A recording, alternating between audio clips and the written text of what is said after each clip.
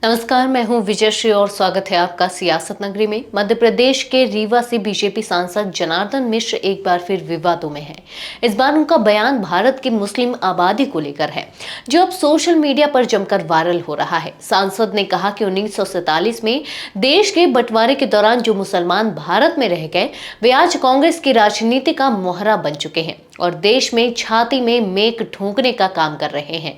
जनार्दन मिश्र का यह बयान न सिर्फ आक्रामक है, बल्कि सीधे तौर पर देश के करोड़ों मुसलमानों पर सवाल उठाता है।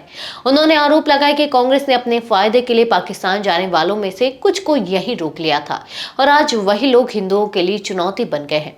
उन्होंने दावा किया कि देश के करीब 150 जिलों में जहां पहले हिंदू बहुसंख्यक थे, अब मुस्लिम आबादी बढ़ने से हिंदू अल्पसंख्यक हो गए हैं। मिश्र ने यह बयान स्थानीय बघेली बोली में दिया, जिससे यह साफ दिखता है कि वह सीधा जमीनी स्तर पर जनता की भावनाओं को भड़काने की कोशिश कर रहे हैं। लेकिन बड़ा सवाल यह है कि क्या एक सांसद को इस तरह के बयान देने चाहिए जिससे समाज में और तनाव फैले?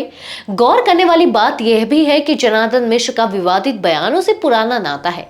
कभी उन्होंने कहा कि मोदी की दाढ़ी से मकान गिरते हैं, तो कभी आईएएस आईपीएस अधिकारियों को जिंदा दफनाने और हाथ काटने की धमकी दे चुके हैं। कचरा फैलाने वालों को फांसी देने और सरपंचों को भ्रष्टाचार की छूट देने जैसे बयान भी उनकी झोली में है।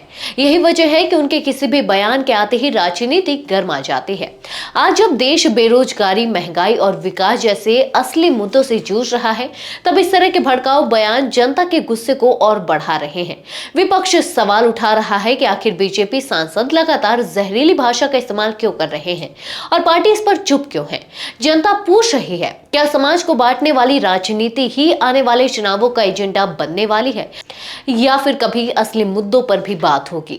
आज के लिए बस इतना ही। अगर आपके इलाके में कोई राजनीतिक लापरवाही, भ्रष्टाचार या जनहित से जुड़ी समस्या है तो आप चुप मत रहिए, अपनी शिकायत हमें भेजिए।